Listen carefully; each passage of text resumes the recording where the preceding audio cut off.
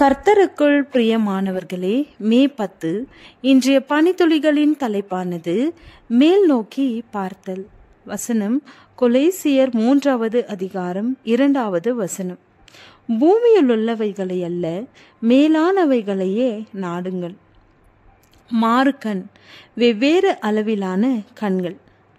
கனவா மீன் வகை சமுத்திரத்தின் அந்தி மண்டலத்தில் வாழ்கிறது. அங்கே சூரிய ஒளி ஆழமான நீர் வழியாக குறைவாக ஊடுருவுகிறது. கணவாயின் புனைப்பெயர் அதன் இரு வேறுபட்ட கண்களை குறிக்கிறது. இடது கண் காலப்போக்கில் வலது கண்ணை விட கணிசமாக பெரிதாகிறது, கிட்டத்தட்ட 2 மடங்கு பெரியது. முதுகெலும்பில்லாத உயிரிகளை படிக்கும் விஞ்ஞானிகள் கணவாய் அதன் சிறிய வலது கண்ணை இருண்ட ஆழத்தை நோக்கி பார்க்க பயன்படுத்துவதாக கண்டறிந்துள்ளனர். பெரிய இடது கண் சூரிய ஒளியை நோக்கி மேல் நோக்கி பார்க்கிறது. நாம் தற்போதைய உலகில் வாழ்வதன் அர்த்தம் என்ன என்பது பற்றியும், நாம் கிறிஸ்துவுடனே எழுந்ததுண்டானால் எதிர்காலத்தின் நிச்சயம் என்ன என்பதையும் பற்றிய ஒரு சித்தரிப்பாக கனவாய் இருக்கிறது. நீங்கள் கிறிஸ்துவுடன் கூட எழுந்ததுண்டானால் கிறிஸ்து தேவனுடைய வலது பாரிசத்தில் வீற்றிருக்கும் இடத்திலுள்ள மேலானவைகளை தேடுங்கள். கொலோசியர் 3வது அதிகாரம் 1வது வசனம்.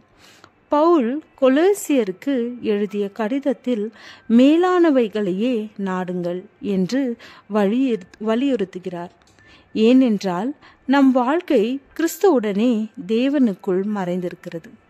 பூமியில் வசிப்பவர்கள் பரலோகத்தில் நம் வாழ்க்கையை எதிர்பார்த்து காத்திருப்பதால் நம்முடைய தற்போதைய யதார்த்தத்தில் நம்மை சுற்றி என்ன நடக்கிறது என்பதை குறித்து பார்க்கும் பயிற்சி அளிக்கிறோம். ஆனால் கணவாயின் இடது கண் காலப்போக்கில் வளர்ந்து பெரியதாகவும் அதிக உணர்திறன் கொண்டதாகவும் உருவாகிறது. அதே போல ஆவிக்குரிய உலகில் தேவன் செயல்படும் வழிகளை பற்றிய விழிப்புணர்வில் நாமும் வளர்கிறோம். இயேசுவில் உயிரோடு இருப்பதன் அர்த்தம் என்ன என்பதை நாம் இன்னும் முழுமையாக புரிந்து கொள்ளாமல் இருக்கலாம். ஆனால் நாம் மேலே பார்க்கும்போது நம் கண்கள் அதை மேலும் மேலும் பார்க்க தொடங்கும். உங்கள் மேல் நோக்கிய பார்வையை எவ்வாறு உருவாக்க முடியும்? பரலோக விஷயங்களில் உங்கள் மனதை எவ்வாறு அமைத்து கொள்ள முடியும்?